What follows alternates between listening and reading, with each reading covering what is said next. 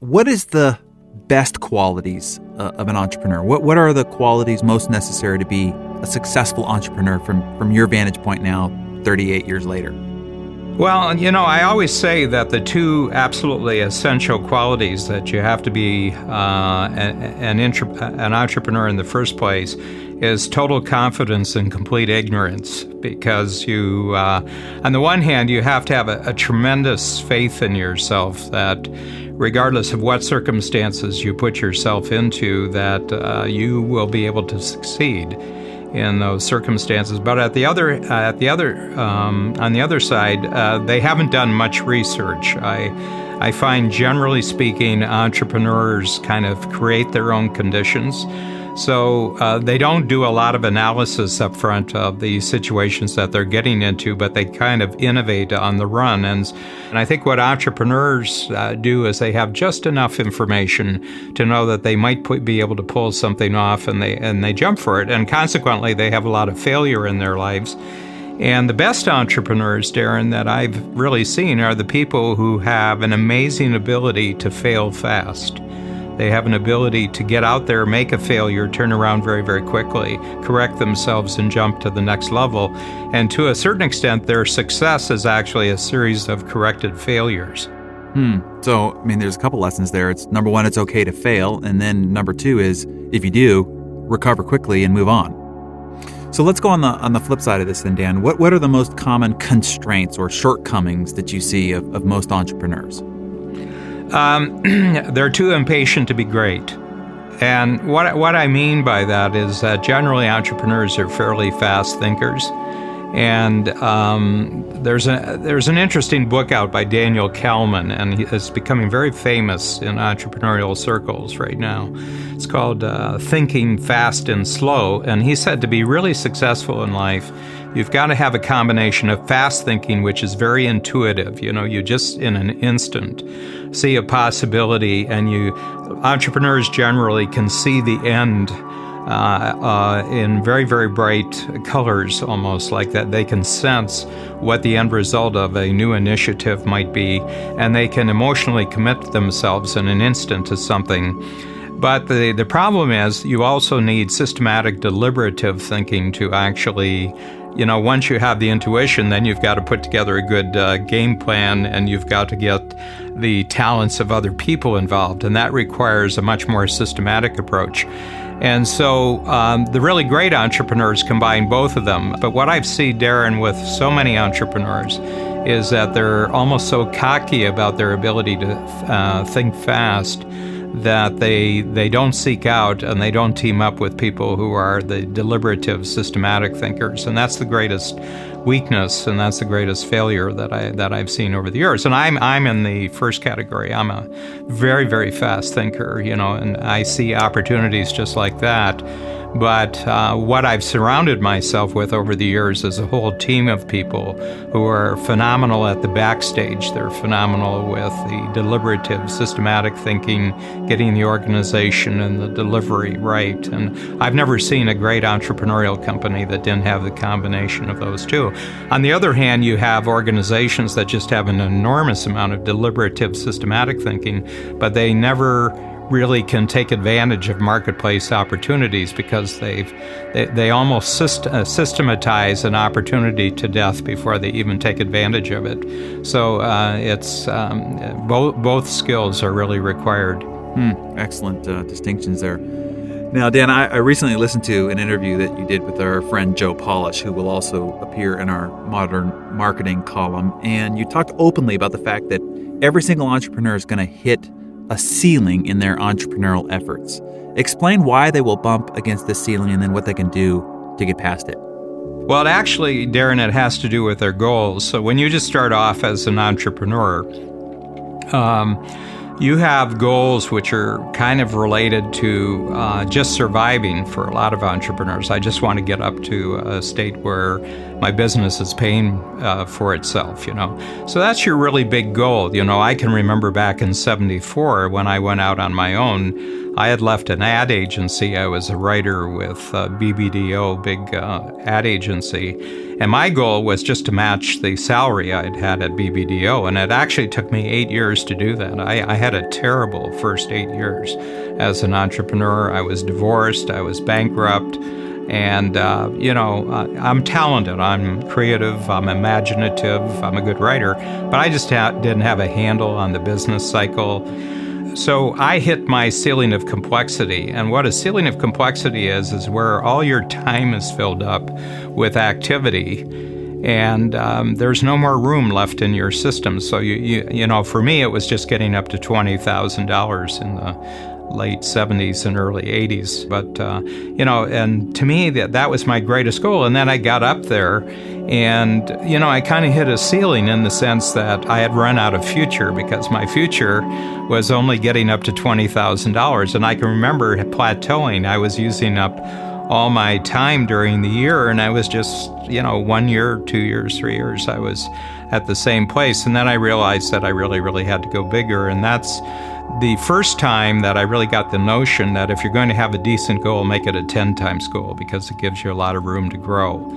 And what a 10 times goal does is that it actually forces you to rethink and rearrange everything you're doing, because a lot of people can go double just by working harder and working longer, but if you go 10 times, you really have to think everything totally from top to bottom, a completely new business model. So right from the beginning in the early 80s, I've always had this 10 times framework for looking at a bigger goal for yourself, and that way you just give yourself an enormous amount of opportunity to learn, but also you have to really tell the truth about just the 2 or 3 things that you are really great at, and then to go looking for all the other skills that are necessary.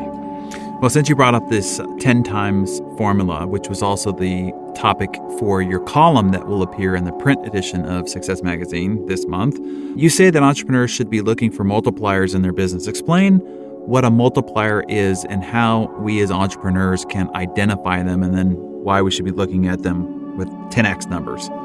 Well, all the success that an entrepreneur has, Darren, is really a function of 2 things, productivity and profitability. Productivity simply means that you're getting the same result in far, far less time, or you're getting a much bigger result in the same amount of time. And profitability means that you're making a lot more money, but you're keeping what you're making. It's not being used up in costs. Darren, I've personally coached 6,000 entrepreneurs since 1974, so I've really seen entrepreneurs in an incredible number of different situations, but the essential fact is that they all run out of future at a certain point and they start plateauing. There's a lot of resistance to it because it just doesn't seem possible when you first hear it. And yet we live in a world where, because of technology, we're seeing multipliers all over the place. I mean, the microchip itself increases 128 times every 10 years, the power of the microchip. Well, that impact on society is just creating some incredible big businesses. I mean, just look at the high-tech businesses that simply didn't exist 25 years ago now, and they're the most prominent businesses in the world. Google and, Facebook and Apple and all the vast range, Amazon and everything. Well, this is, those businesses are all a function of taking advantage of multipliers. First of all, there's the technological multiplier, but then you work backwards and it's a teamwork multiplier. But then it's just how the entrepreneur himself or herself just thinks about themselves. And my feeling is that the safest goal that you can have right now is actually a 10 times goal. To have a 2 times goal, you're actually going to get into trouble. And we may want to go into that a little bit, but I think a 2 times goal is actually a dangerous goal. I think a 10 times goal is actually a much safer goal. And the reason is that with a 2 times goal, you may be just trying to push what you're already doing into the future. and you're not really looking deeply enough at what's actually going on in your business. You're not actually checking out your value creation proposition in the marketplace. You're not looking for new technology. You're not looking for higher quality skills to surround yourself with. But with 10 times, you have no other choice, because you're saying, I got to really think differently if I'm going 10 times, which seems really strange. But once you get on this way of thinking, all of a sudden, you start just noticing an incredible number of opportunities and resources and capabilities out in the world that are there, but you just never saw them before because you never had a goal that was big enough for them to be useful to you. Excellent. Now, you talked about productivity, so there's a couple of productivity concepts that I've picked up from you that I really like. So I want to ask you about those two here. The first one is called the Entrepreneurial Timeline System that suggests chunking your activities into 3 different kinds of days. Explain that to our listeners. Yeah, one of the things I did before I was in advertising, I was in entertainment. And if you look at entertainers, they have a completely different time system. They have, most people have work days and they have weekends and they have vacations, but entertainers have a completely different system.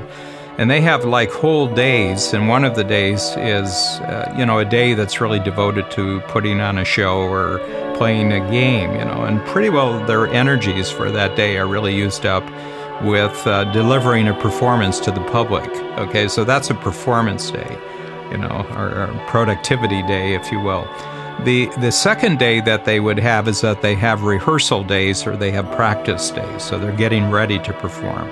And generally, they don't do those two things on the same day. They'll have a whole day for practice, and then they'll have a completely separate day for delivering their performance to the public.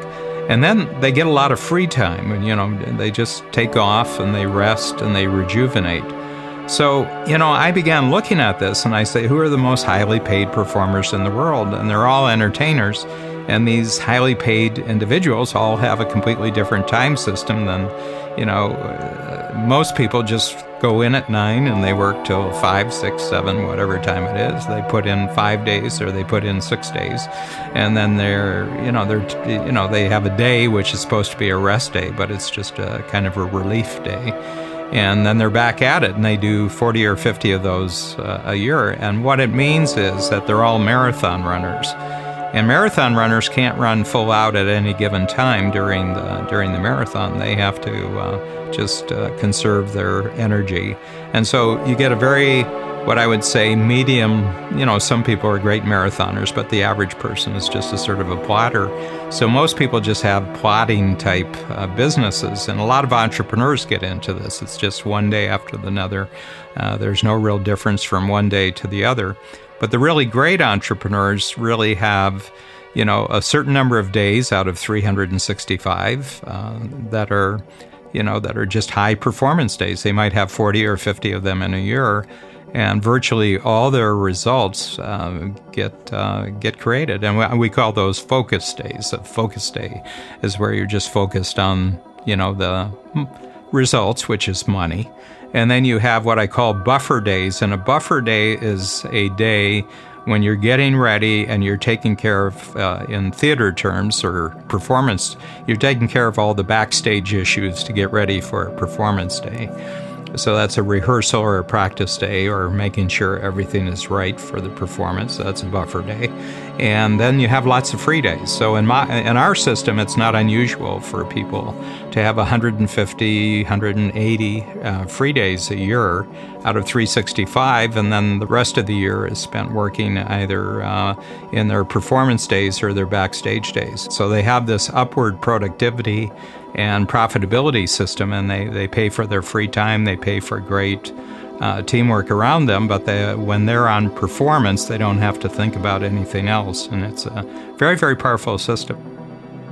I've started to adopt it, and it's great, because if you are just focused on focus, and you know that this time has been allotted for that, man, you could just go deep and get so much done in such a short, compacted period of time, and know that you got your buffer day, and then know that you also have calendared your free days, and to know that there's a place on your calendar for each of those just optimizes your performance in each one of those three areas, including time off. Optimizing your performance of time off is important. Yeah, I look a year ahead, and I can know within 90% exactly what every one of my days is going to be a full year ahead. And then when you have that much forethought, then you can maximize the amount of teamwork and the amount of delegation that you can have around it. So here's another one, Dan, the no office solution. Tell us about that one. I think that offices are the place where most people are least productive. And first of all, with the exception of some real neatniks, most people really have a messy office. They have unfinished projects all over the place. There's paper all over the place. The drawers are filled with stuff. They walk in to their office in the morning and they look at everything they have to do and they automatically get depressed. So I always say that an office is where entrepreneurs go to hide from opportunity. The least important work that they do in their office. The vast majority of entrepreneurs are great salespeople. They're out selling customers, they're out selling clients, or they're selling to their team. They're selling the vision of the company to their team, none of which requires an office.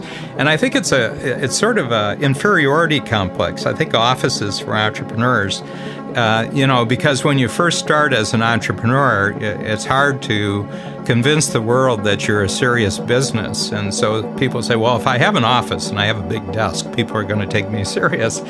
But it's kind of a carryover from, corporations, and there's no two worlds that are more radically different than a corporation and an entrepreneurial firm. So I haven't had an office in over 20 years. I've got, two main offices, one in Toronto and one in Chicago. And, you can spend all day looking there for Dan's office. But what I have is I just have a cafe or a bistro in both of those companies, and there's tables all over the place, and I just go in and do my work. Yeah, and if you ask people where they get their best ideas, it's usually, in the shower, it's in the car, it's on a run. They never say in my office. No, they get depressed in their office. They get discouraged in their office. They get bogged down with complexity in their office. So I just tell people, why don't you just get rid of your office altogether? You can have the room, you can have the space, put in a nice round table. I really have a liking for round tables. And, put in 4 really nice chairs, have art on the wall, have plants there. Don't have desks, don't have shelves, don't have anything you can put any stuff on. And at 5 o'clock that night, it should be absolutely clean for tomorrow's starting off with an absolutely clean space. I just think having mess around you interferes with clear thinking and interferes with creativity. Very, very interesting. Now, you have a process called the strategy circle, and it's described as a deceptively simple process that helps solve endless challenges. So talk to us about that. Well, I'll tell you, if you took all my business away from me, Darren, you took all my company away from you. We have a $25 million company, and you took it all away from me today, and you blindfolded me, and you flew me and dropped me off in Hong Kong. I'll tell you, with the strategy circle, I could make $1 million in the first year. You could drop me on the street, and a year from now, I'd make $1 million. And it's a process that I came up with in 1982, and I teach all my entrepreneurial clients. I can take anything that somebody does, and I simply say, what's your goal? And they'll state what your goal is. Going to take Success Magazine, and we're going to take the readership, the monthly readership, we're going to take it up 1 million. Okay, and I say, okay, now what date would you like to have that? And you put that down as 3 years. 3 years from now, we're going to be 1 million up. And then I would say to you, tell me what's true on that day. Your readership just went up by 1 million. Tell me what else is true because of that. And you would go say, well, because of that, this is true, this is true, this is true, this is true. And what I get you to do is just talk about that day when that goal has been achieved, the actual results. And I say, okay, let's talk about everything that doesn't work in your company that would oppose that goal. And then we'll spend, half hour, and we'll just go through everything in your situation right now that would not support an increase in readership of a million per month. And then I'd say, okay, we got them out here. Let's get the 10 biggest obstacles. And we do that. And I say, okay, let's pick them off one by one. What's something you can do in the next week for this one? What's one you can do for that? And then you start a process of week by week, month by month, quarter by quarter, of taking all the obstacles and actually turning them into the strategies that actually take you up by that amount. And I have to tell you, Darren, I've taught 80-year-olds how to do this, and I've taught 6-year-olds how to do that. The human mind just totally understands this process. Now, here's another concept that I'd like to pass on to our listeners, and it's what's called the R factor. So talk to us about that. Yeah, the R factor, R stands for relationship, and you can't sell anything to anybody until you first sold them on a relationship. A lot of people, they stock up on product knowledge, they stock up, they become super experts on things, and they try to sell something, a product or a service, and they overwhelm the other person with facts, but the truth of the matter is that they haven't sold the other person that the other person actually wants to have a relationship with you. And by that I mean that they feel confident, they feel comfortable, they have a sense of trust.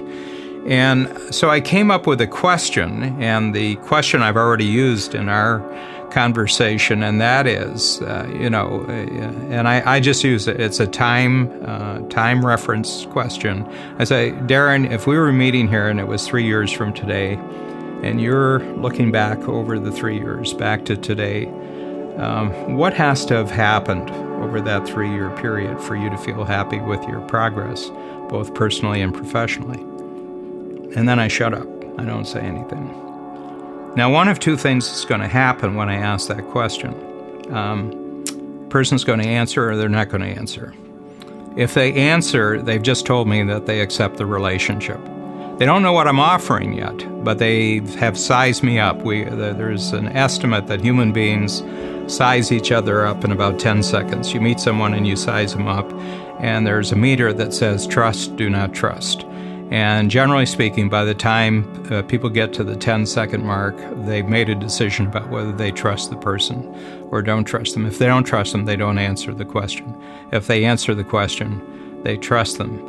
If they don't trust you, then they're never going to trust you for whatever reason. And my feeling is that there's no reason why you should spend any more time if you're selling in a situation where you've determined in the first 10 seconds or, the first minute or the first 5 minutes that someone doesn't trust you. There's no sales pitch that you're going to give that person that in any way, shape, or form is going to get you to trust them if in the first 10 seconds they don't trust you. So you want to know right off the bat, do they trust? Is there a ball game today or no ball game? Is it canceled, Mm-hmm. So it gets canceled right up front. But here's what happens. If they trust you, they will talk forever. They will sit there for 15 minutes, half hour, and they will answer your question. And the reason why they'll answer your question is because no one else in their life has ever asked them that question.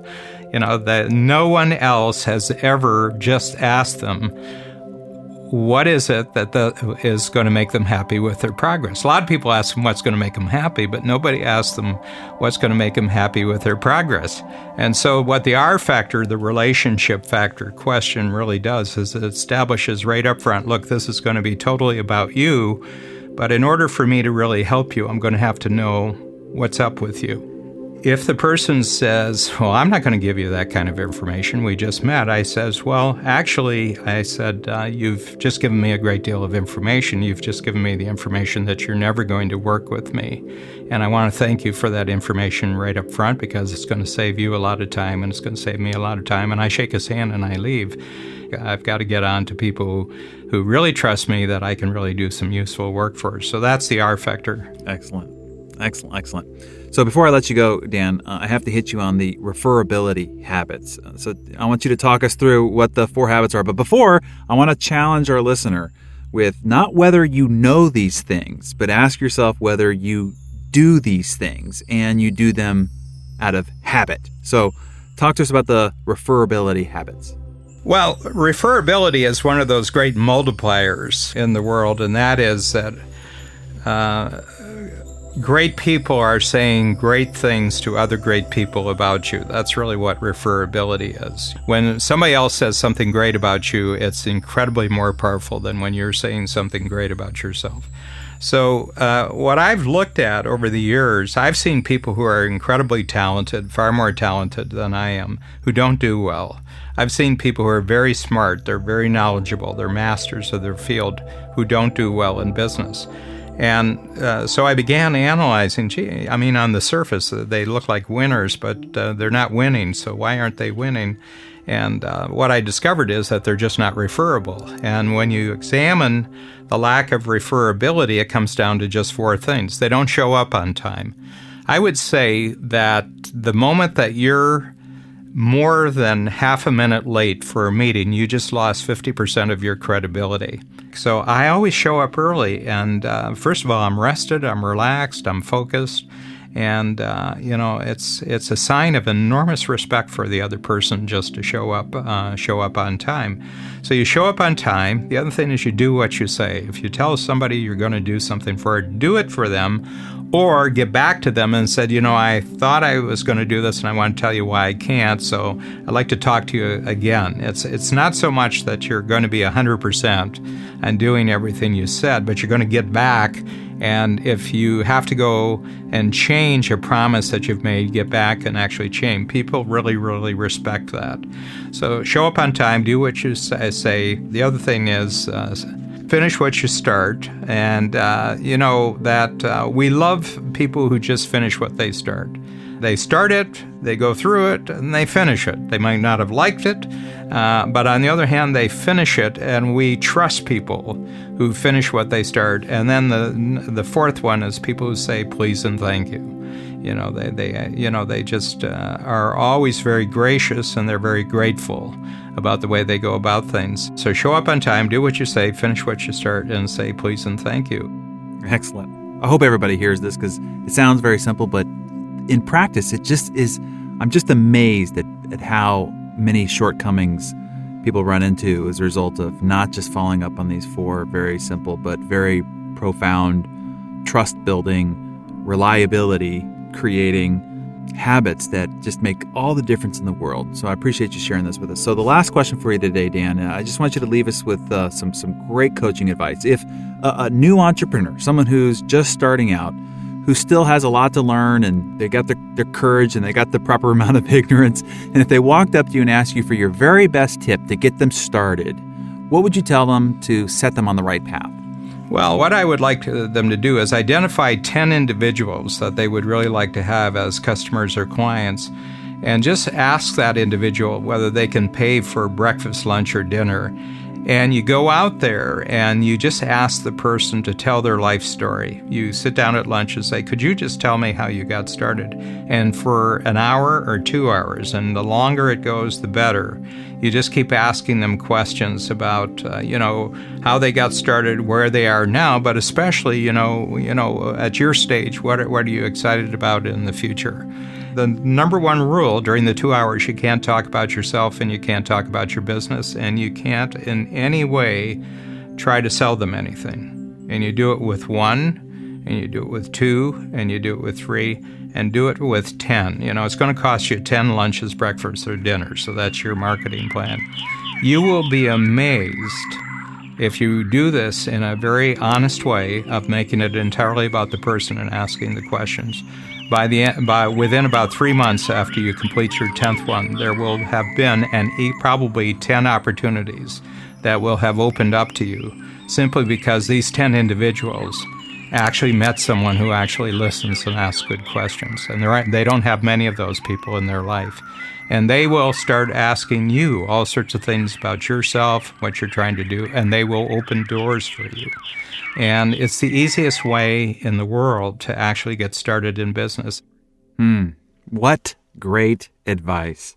Mr. Dan Sullivan, you have definitely lived up to your great mythology. It's been a delight. I'm sure we're going to be hearing much more from you